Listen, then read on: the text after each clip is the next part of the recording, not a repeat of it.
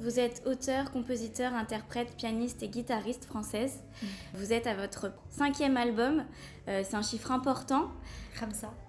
C'est ça. Qu'est-ce qui signifie pour vous cet album?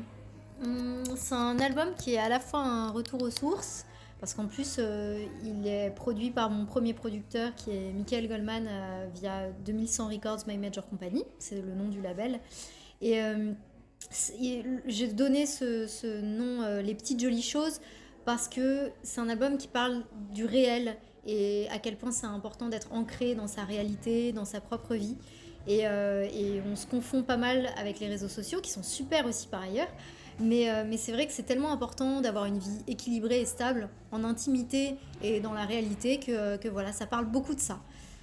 Donc Les Petites Jolies Choses, c'est une chanson, je le porte en collier même, c'est une chanson de l'album et c'est aussi le nom de l'album.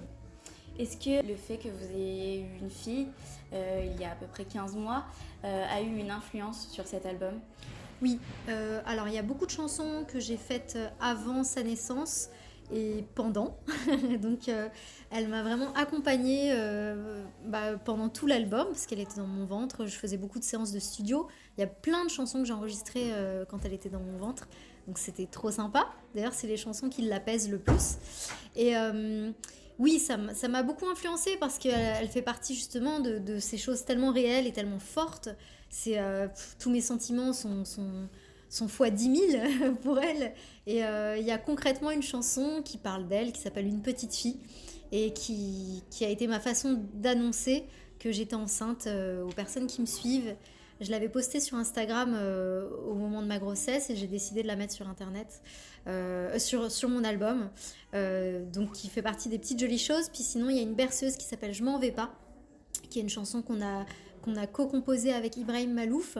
Et c'est un petit peu, vous connaissez ça du coup, quand on part, notre enfant n'apprécie pas du tout.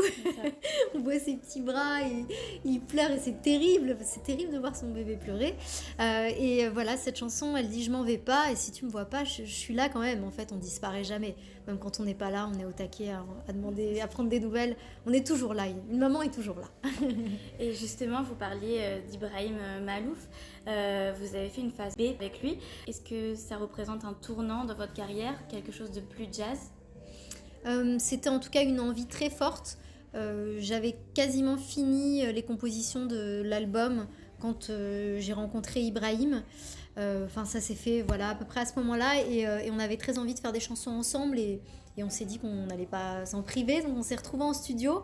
On a fait plein de chansons, ça a été très très fluide entre nous et il y en a 6 vraiment qu'on a voulu garder et je me suis dit c'est l'occasion de mettre une phase B.